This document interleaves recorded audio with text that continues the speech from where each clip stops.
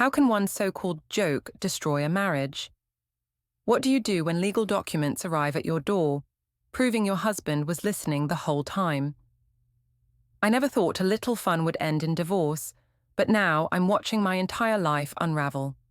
My name is Persis Vane, and I'm 33 years old. I work as a marketing assistant at a mid-sized firm downtown, and until 3 months ago, I thought I had everything figured out. I had a husband, Julian, who worked in IT and made decent money. We had a 7-year-old daughter named Leela, a nice suburban house with a newly remodeled kitchen, and what I thought was a solid social circle. I thought I was being clever. I thought I was just having a little harmless fun at Julian's expense. After all, what's wrong with a few jokes between friends? What's wrong with letting off some steam about your boring husband who spends his evenings debugging code and his weekends fixing things around the house? I was so wrong. It was a Friday evening in late September when everything started to fall apart, though I didn't realize it at the time. I had invited our usual group over for dinner, something I did every few months to maintain my position as the social coordinator of our friend group. The kitchen was spotless, the new granite countertops gleaming under the pendant lights Julian had installed just last month. I'd spent the afternoon preparing chicken marsala, garlic bread, and a Caesar salad, nothing too fancy, but enough to impress. Julian had gotten home from work around 6, looking tired and stressed. He'd been dealing with some major server migration at his company, and I knew he was scheduled to travel to their Chicago office the following week. "Honey, can you open the wine?" I called out as I heard cars pulling into our driveway. "And please try to be more social tonight. Last time you barely said 2 words to anyone." Julian emerged from the bedroom where he'd been changing out of his work clothes. He was wearing a simple blue button-down and khakis. Safe, boring, predictable Julian. "I'll do my best," he said quietly, but I caught something in his tone that should have warned me. The doorbell rang, and I rushed to answer it, smoothing down my black cocktail dress. I'd bought it specifically for tonight, wanting to look good for our friends.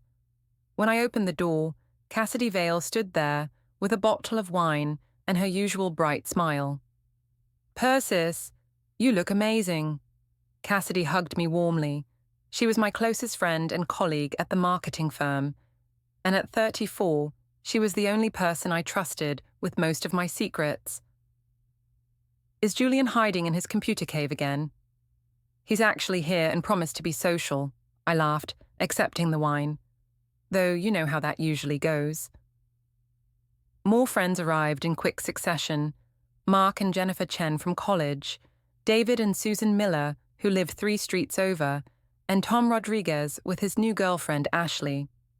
Soon our living room was filled with the comfortable chatter of people who'd known each other for years.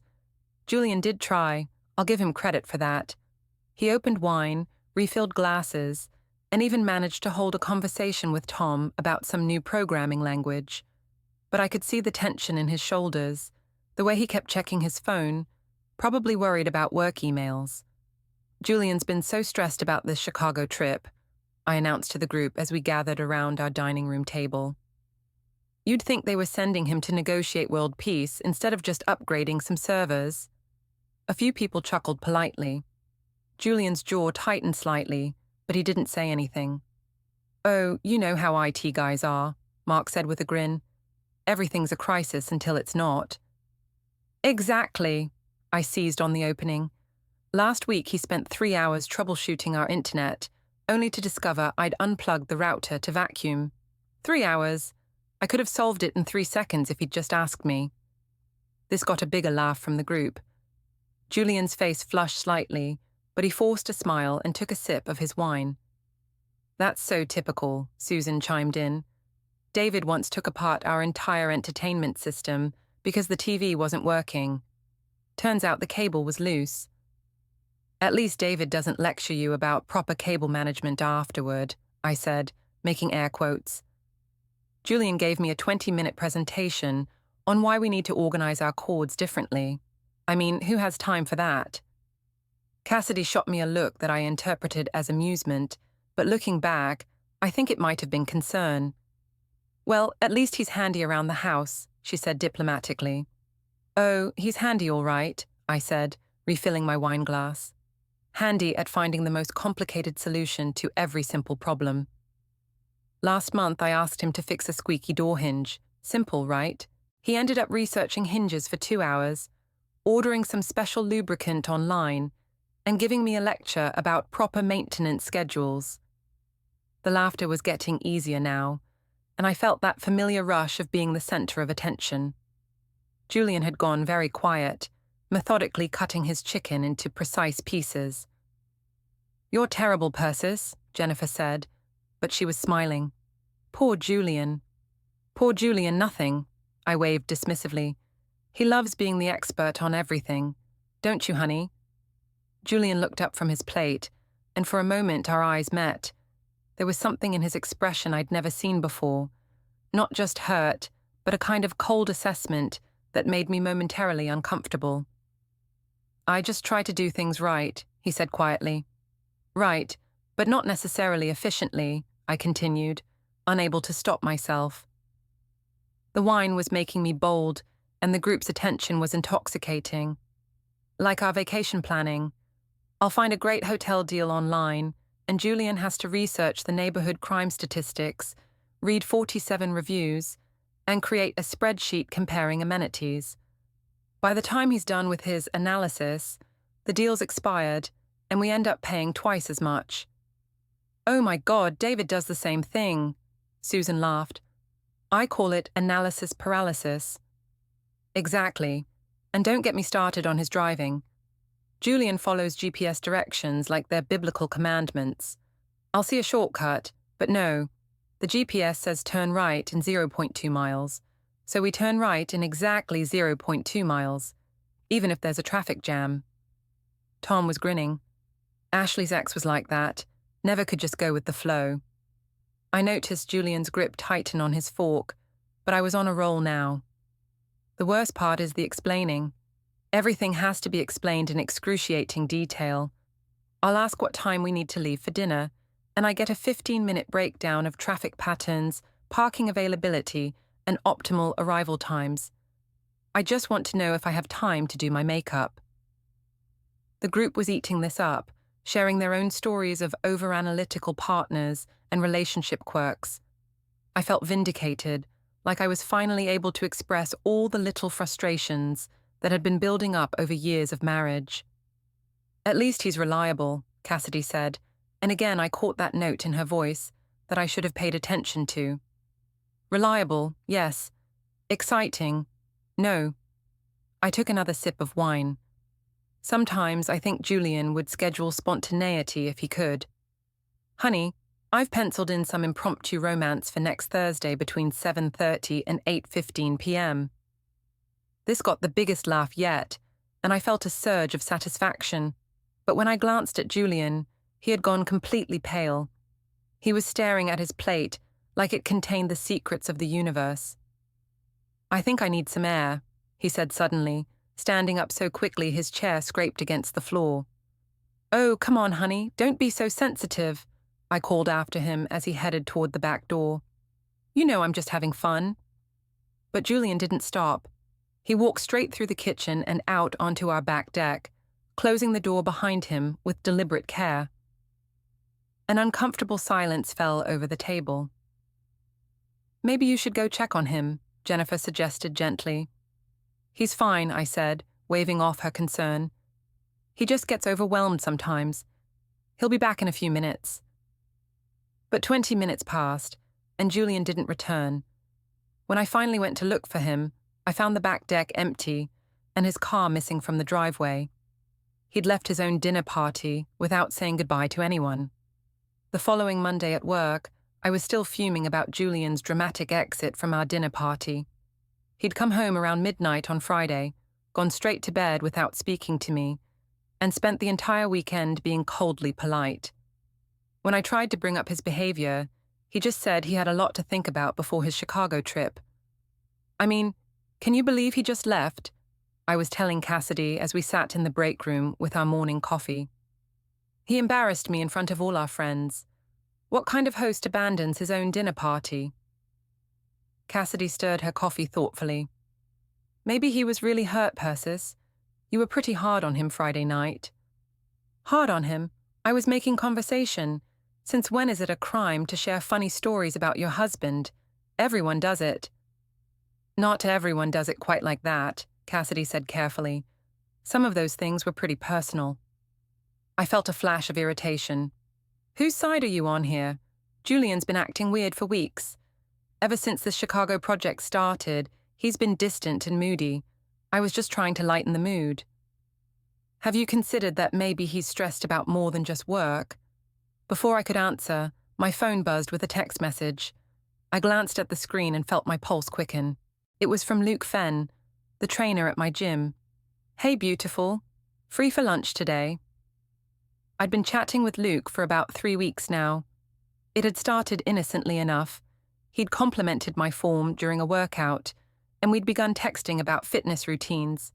But lately, our conversations had become more flirtatious, more personal. He was 30 years old, single, and everything Julian wasn't. Spontaneous, exciting, attentive. Who's texting you? Cassidy asked, noticing my smile. Just someone from the gym, I said, typing back a quick, maybe, before putting my phone away. Persis. Cassidy's voice held a warning note. What? I'm allowed to have friends. God knows Julian doesn't pay attention to me anymore. When's the last time your husband ignored you for 3 days straight?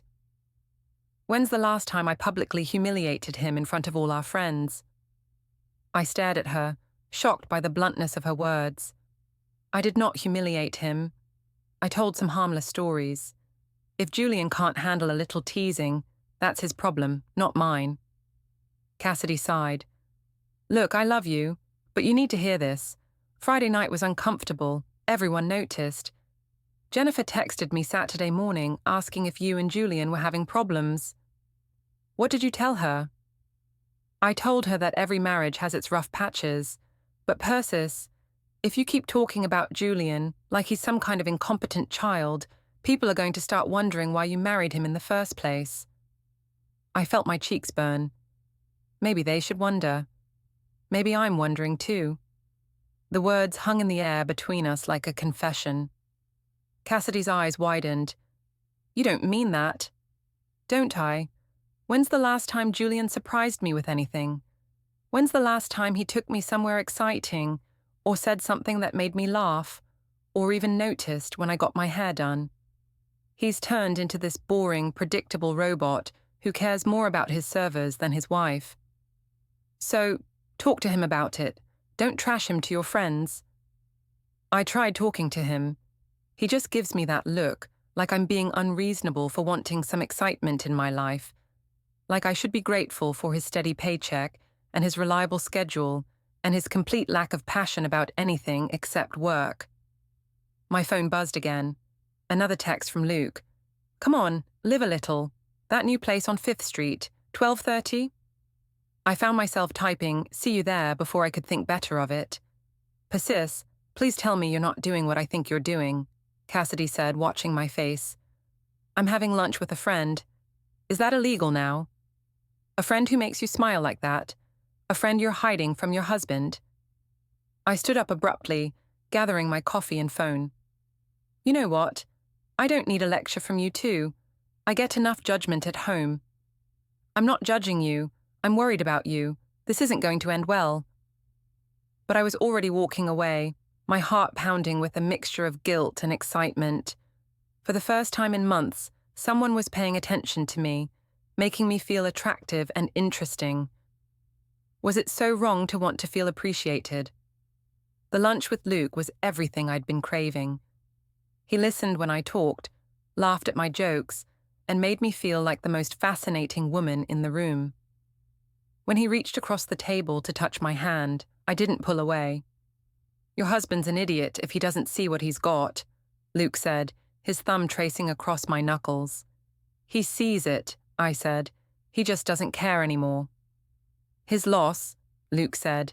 And when he suggested we grab coffee sometime when I had more time, I said yes without hesitation. I got back to the office 45 minutes late, my cheeks flushed and my mind racing. Cassidy took one look at me and shook her head.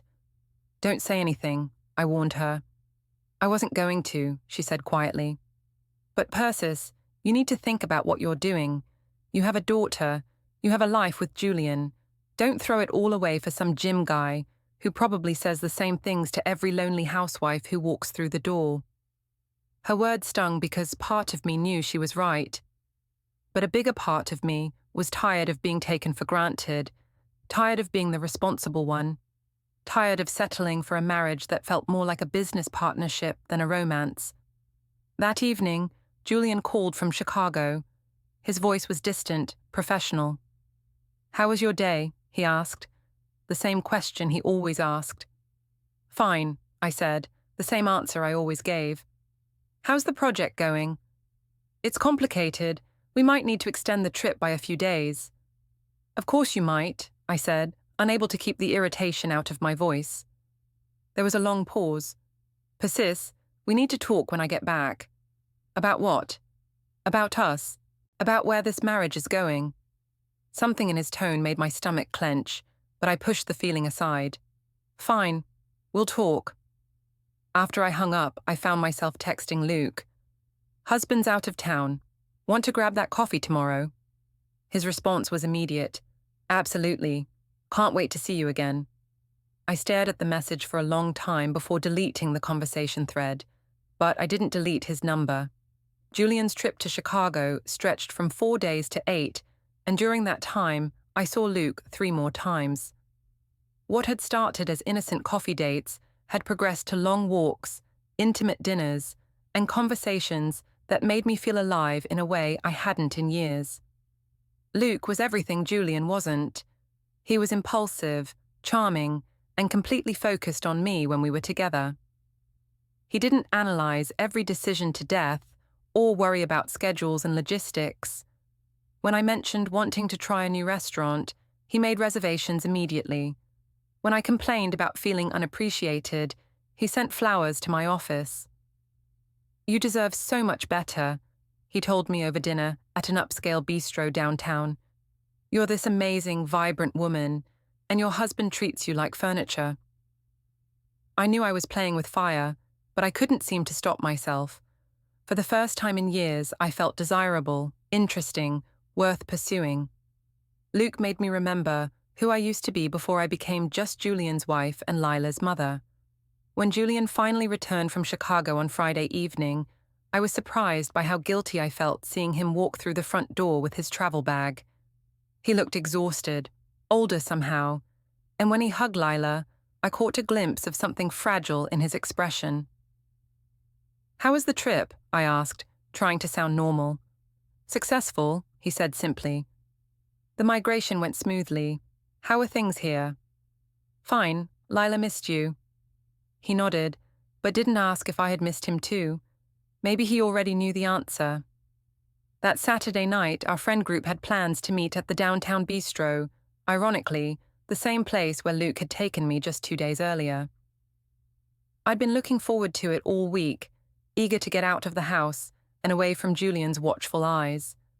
But as we sat around the large table with Mark, Jennifer, David, Susan, Tom, and Ashley, I found myself falling back into old patterns.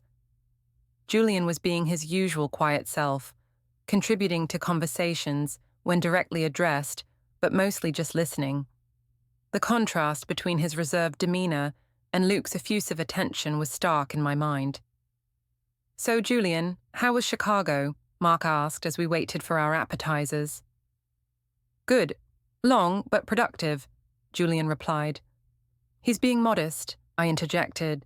"He probably saved the company millions of dollars with his brilliant technical solutions. Though I'm sure he has a spreadsheet somewhere that breaks down the exact cost savings." A few people chuckled, but the laughter felt forced. I noticed Jennifer exchange a glance with her husband. "Actually, the project was a team effort," Julian said quietly. "I was just one part of it." "Oh, please," I continued. emboldened by my second glass of wine. Julian's been obsessing over this project for months.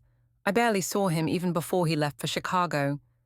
Some nights I wondered if he'd moved into his home office permanently.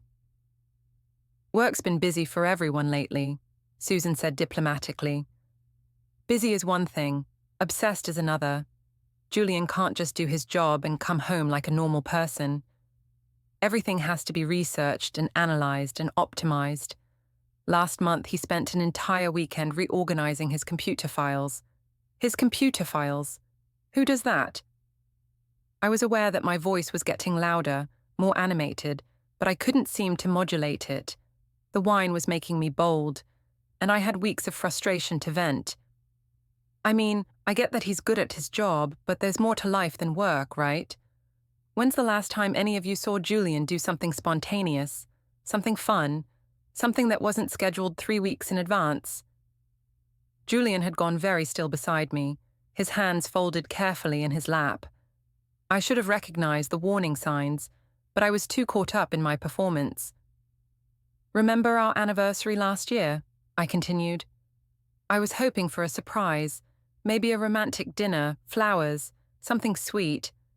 Instead, Julian made reservations at the same restaurant we go to every year, ordered the same wine we always order, and gave me a gift card to the spa I always go to. It was like he was checking items off a to-do list. Maybe he was trying to give you things he knew you'd like, Cassidy said carefully. Or maybe he just couldn't be bothered to put any real thought into it. I mean, a gift card? Really? That's what you give your secretary, not your wife. Tom shifted uncomfortably in his seat. I think Julian was probably just trying to be practical. Practical, I repeated with a laugh that sounded harsh even to my own ears. That's Julian in a nutshell. Practical, predictable, safe. God forbid he should ever surprise me or sweep me off my feet or make me feel like a woman instead of a roommate. The table had gone completely quiet. I looked around at my friends' faces and saw expressions ranging from discomfort to outright disapproval, but I was too far gone to stop now. You know what Julian's idea of romance is? Upgrading our internet package without asking me first. Honey, I got us faster Wi-Fi for your birthday. As if bandwidth is the key to my heart. Persis, Jennifer said sharply, maybe you should... Should what? Should pretend everything's perfect? Should pretend I'm thrilled to be married to someone who treats our relationship like a software project that just needs the right patches and updates? Julian stood up suddenly, his chair scraping against the floor, just like it had at our dinner party 3 weeks earlier. But this time, instead of leaving quietly, he looked directly at me. You're right, he said, his voice calm but carrying clearly across the table. I am practical, I am predictable. I do try to solve problems systematically instead of just complaining about them. And you're also right that I'm not very romantic in the traditional sense. The entire restaurant seemed to have gone quiet around us. But what you're not mentioning, Julian continued, is that I've been trying to save our marriage for months while you've been texting another man. What you're not mentioning is that I've heard you laughing on phone calls that you end abruptly when I walk into the room. What you're not mentioning is that you've been lying to me about where you go during your lunch breaks. I felt the blood drain from my face. Julian, I don't know what you're... Luke Fenn, he said simply. Trainer at Fitness First on Oak Street. You've been seeing him for coffee, lunch, and dinner while I was working in Chicago. The silence at our table was deafening. I could feel everyone staring at me, but I couldn't seem to form words. So, yes, Julian said, picking up his jacket from the back of his chair. I'm boring, I'm predictable. I'm not the exciting man you apparently need. But at least I'm honest. He placed a $50 bill on the table. That should cover my portion of dinner. Persis, we'll talk when you get home. If you decide to come home. And then he walked away, leaving me sitting at a table full of friends who were looking at me like they'd never seen me before. Persis, Cassidy whispered, what have you done? But I couldn't answer her. I was too busy watching my carefully constructed world crumble around me, one shocked face at a time. The drive to Cassidy's apartment after the disastrous dinner, was a blur of tears and panic. I couldn't go home. Not yet. Not while Julian was there waiting for a conversation I wasn't ready to have.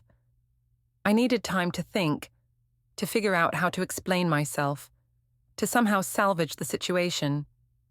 Cassidy had reluctantly agreed to let me come over, though her voice on the phone had been cold and distant. When she opened her apartment door, her expression matched her tone. "How did he know?" I asked without preamble, pushing past her into the living room. How could Julian possibly know about Luke? Cassidy closed the door and turned to face me, her arms crossed. "Maybe because you haven't exactly been subtle about it. You've been glowing like a teenager with her first crush for the past 2 weeks. But he was in Chicago. He couldn't have seen anything. Persis, we work in marketing. We should both know that information has a way of traveling, especially in a town this size. Someone saw you. Someone always sees." I collapsed onto her couch, my head in my hands. "This is a disaster. You should have seen the way everyone looked at me tonight, like I was some kind of monster." "Well, what did you expect? You just spent 20 minutes publicly humiliating your husband, and then he revealed that you've been cheating on him. How did you think people would react?" "I haven't been cheating," I protested. "Luke and I are just friends. We've talked, had a few meals together. That's not cheating." Cassidy stared at me incredulously. "Are you seriously going to lie to me right now, after everything that just happened?" I felt my defenses crumbling. "Okay, fine. Maybe we've connected. Maybe there's been some flirtation, but nothing physical has happened." "Not really." "Not really? What does that mean?" I thought about Luke's hand on mine at lunch, the way he'd kissed my cheek goodbye after our last coffee date, the increasingly intimate tone of our text conversations. There's been some touching, some kissing, but nothing serious." "Jesus, Persis. Do you hear yourself right now? You're having an emotional affair at minimum, probably a physical one, and you're sitting here acting like you're the victim." "I am a victim." I stood up, pacing to her window. "I'm a victim of a marriage that died years ago. I'm a victim of being taken for granted and ignored and treated like I don't matter. Julian hasn't touched me in months, Cassidy. Months. He barely looks at me when I talk to him. He's more interested in his computer than his wife." "So you talk to him about it. You go to counseling. You don't run off with the first guy who pays attention to you." "I tried talking to him. He just gives me that blank look and says he'll work on it, like I'm a software bug he needs to patch. Do you know what it's like to feel invisible in your own marriage?" Cassidy's expression softened slightly. "No, I don't. But I know what it's like to watch my best friend destroy her life over some gym guy who's probably saying the same things to 3 other women. Luke's not like that. He really cares about me. He listens to me, makes me feel beautiful, makes me feel alive again. He's 30 years old, unmarried, and works as a personal trainer. What exactly do you think his long-term intentions are here?" I whirled around to face her. Why does everyone assume the worst about him? Maybe he's genuinely interested in me. Maybe he sees something in me that Julian stopped seeing years ago. "And what about Lila?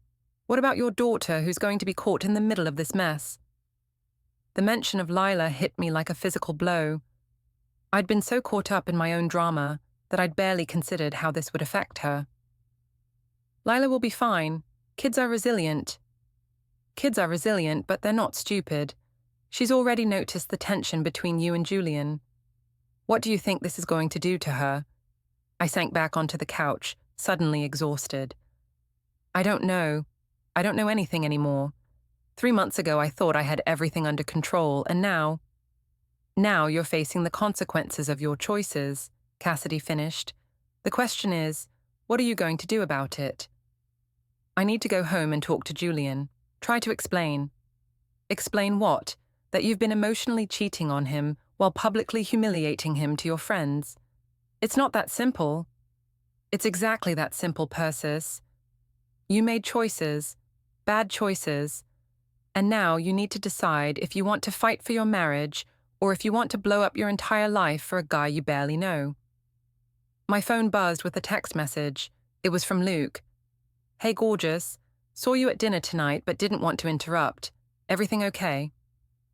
I stared at the message, realizing with growing horror that Luke had been at the same restaurant. He'd witnessed the entire confrontation with Julian. "Oh God," I whispered. "What now?" I showed Cassidy the message. Her face went pale. "He was there. He saw everything." "Apparently." I typed back quickly. "Can't talk right now. We'll call you tomorrow." But before I could send it, Cassidy grabbed my phone from my hands. "What are you doing?" What I should have done weeks ago.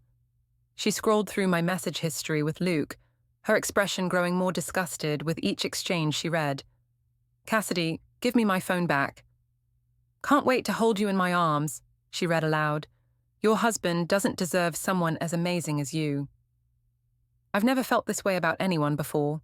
My God, Persis, this is like bad romance novel dialogue. "Give it back." "And your responses are even worse. I think about you constantly."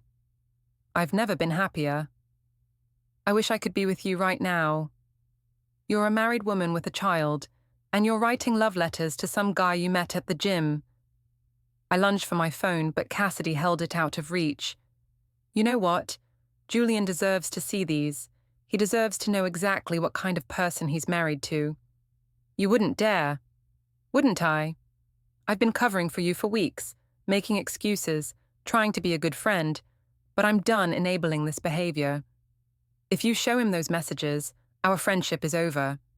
Cassidy looked at me with something like pity. "Our friendship was over the moment you decided to cheat on your husband and then blame him for it. I just didn't realize it yet." She walked to her laptop and began typing. I watched in horror as she forwarded screenshots of my text conversations with Luke to Julian's email address. "There," she said, closing the laptop. "Now he has the evidence he needs." I felt like I was going to be sick. "How could you do this to me?" "I'm not doing this to you, Persis. You did this to yourself. I'm just making sure Julian has all the facts before he makes any decisions about his future." My phone rang. Julian's name appeared on the screen. "Answer it," Cassidy said. With trembling hands, I accepted the call. "I got the screenshots," Julian said without preamble. His voice was eerily calm. "I think we both know what happens next." "Julian, please, let me explain." "There's nothing to explain. I'll be staying at my parents' house tonight. We'll talk tomorrow, but not about reconciliation. We'll talk about logistics, custody arrangements, division of assets, the practical things I'm so good at." "Julian, wait." But the line had gone dead. I looked at Cassidy, who was watching me with a mixture of sadness and disappointment. "I need to go home," I said quietly. "No," she replied. "You need to figure out who you really are and what you really want. Because the person you've been for the past few months, she's not someone I recognize." As I drove home through the dark streets, I realized that Cassidy was right. I didn't recognize myself either. Somewhere along the way, I'd become someone I never thought I'd be. A cheater, a liar, someone who destroyed her own life and then blamed everyone else for the consequences. But it wasn't too late to fix things. It couldn't be too late. Could it? I barely slept that night, lying alone in the king-size bed Julian and I had shared for 7 years. Every time I closed my eyes, I saw the faces of our friends at dinner, their expressions shifting from discomfort to shock to disgust as the truth unfolded. I kept reaching for my phone to call Julian, then putting it down again, knowing that anything I said would only make things worse. Sunday morning arrived grey and drizzly, matching my mood perfectly. Lila was at her friend Emma's house for a sleepover, which meant I had the house to myself to figure out how to salvage my marriage. Julian hadn't come home, and his absence felt like a physical ache. Around noon, I heard a car in the driveway. My heart leaped, thinking Julian had come back so we could talk things through.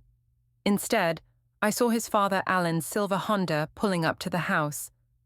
Alan Vane was 62 years old, a retired high school English teacher with silver hair and kind eyes behind wire-rimmed glasses. He'd always been polite to me, even warm, but I could tell from his expression as he walked up to the front door that today would be different. I opened the door before he could knock. "Hello, Alan. Is Julian with you?" "No, he's not." His voice was cool, professional. "May I come in? We need to talk." I stepped aside to let him enter, noting how he didn't hug me or smile like he usually did. "Would you like some coffee?" "This isn't a social call, Persis." We sat in the living room where just 3 weeks ago I'd hosted that disastrous dinner party. Alan perched on the edge of the armchair, his hands folded carefully in his lap, a gesture that reminded me painfully of Julian. "I suppose you know why I'm here," he began. "Julian told you what happened." "Julian told us everything, about the dinner party, about your friend from the gym, about the text messages. Nora and I have spent the morning trying to convince our son not to file for divorce tomorrow morning." The word divorce hit me like a slap. "He's not really going to—" "Oh, he absolutely is. Julian has already consulted with a lawyer. He's prepared to file on grounds of adultery, which in this state gives him significant advantages in custody and asset division." I felt the room spin slightly. "But I never actually slept with Luke. We just—" "You just what? Just emotionally betrayed your husband? Just publicly humiliated him in front of your friends? Just carried on a romantic relationship with another man while Julian was working overtime to provide for your family?" Alan's voice was getting sharper, and I realized I'd never heard him truly angry before. It was terrifying. "You don't understand," I said desperately. "Julian and I have been having problems for months. He's been distant, cold, completely focused on work. I felt invisible in my own marriage." "So you decided to make yourself visible by cheating?" "I didn't cheat. Not really. Luke and I just talked, had a few innocent meals together." Alan pulled out his phone and began reading from the screen. "I wish I could wake up in your arms every morning. You make me feel things I haven't felt in years. I think I'm falling in love with you. Should I continue?" My face burned with shame. "How do you have those?" "Julian forwarded them to his lawyer. They're evidence now, Persis. Legal evidence of adultery." I stood up abruptly, pacing to the window. "This is insane. People don't get divorced over a few text messages."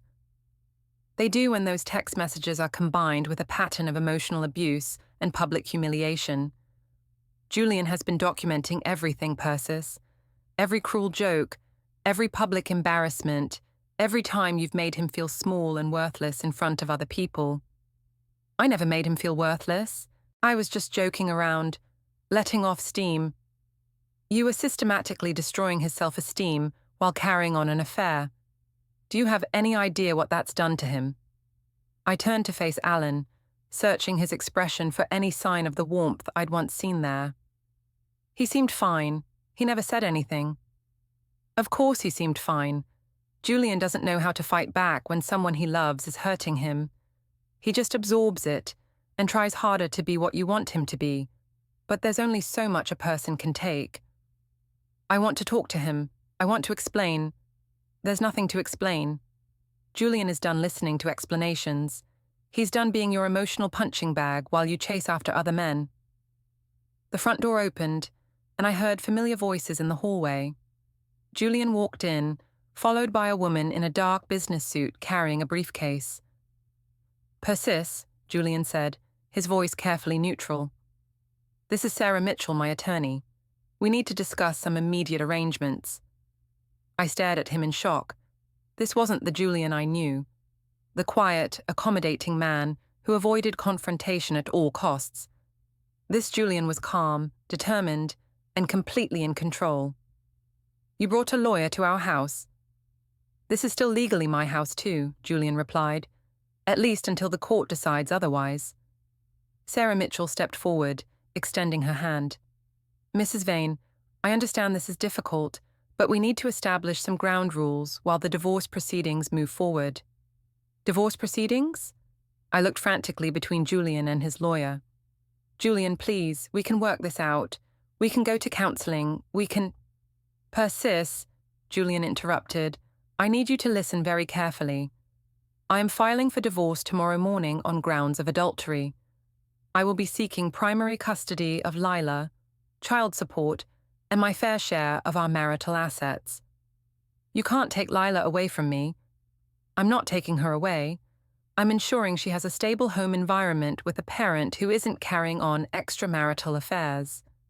Sarah opened her briefcase and pulled out a thick folder. Mrs. Vane, this contains copies of all the evidence we'll be presenting to the court: text messages, witness statements from the dinner party, documentation of your whereabouts during your lunch meetings with Mr. Fenn. She handed me the folder with clinical efficiency. You have the right to legal representation, and I strongly advise you to retain counsel immediately. I opened the folder with shaking hands. Inside were printed screenshots of every text message I'd exchanged with Luke, time-stamped and organized chronologically. There were also written statements from several of our friends describing my behavior at both the dinner party and the restaurant. Jennifer and Mark signed statements, I whispered, recognizing their names on the documents. They were subpoenaed, Sarah explained, as were David and Susan Miller. When adultery is alleged, the court requires corroborating evidence of the marriage breakdown. I looked up at Julian, who was watching me with an expression I couldn't read. How long have you been planning this? Since the night you humiliated me in front of our friends. I started documenting everything the next day. But you went to Chicago. You acted like everything was normal. Everything wasn't normal, but I needed time to think, to plan, to make sure I was making the right decision for Lila and myself. Alan stood up from his chair. Julian, maybe we should give Persis some time to process this. No, Julian said firmly. We're not done yet. Sarah pulled out another set of documents. Mrs. Vane, these are temporary custody and support arrangements. You'll have supervised visitation with your daughter every other weekend until the court makes a final determination. Supervised? You think I'm a danger to my own child? I think you've demonstrated poor judgment and a willingness to prioritize your own desires over your family's well-being, Julian said. I won't risk exposing Lila to more instability. I felt like I was drowning, like everything I'd built over the past decade was being systematically dismantled in front of me. Julian, please, I know I made mistakes, but we can fix this. I'll stop seeing Luke. I'll do whatever you want. It's too late for that. Julian's voice was quiet but final. You didn't just make mistakes, Persis. You made choices. You chose to mock me in public. You chose to pursue another man. You chose to lie to me for weeks. Those weren't mistakes. They were decisions. But I love you. For the first time since he'd walked into the house, Julian's composure cracked slightly. No, you don't.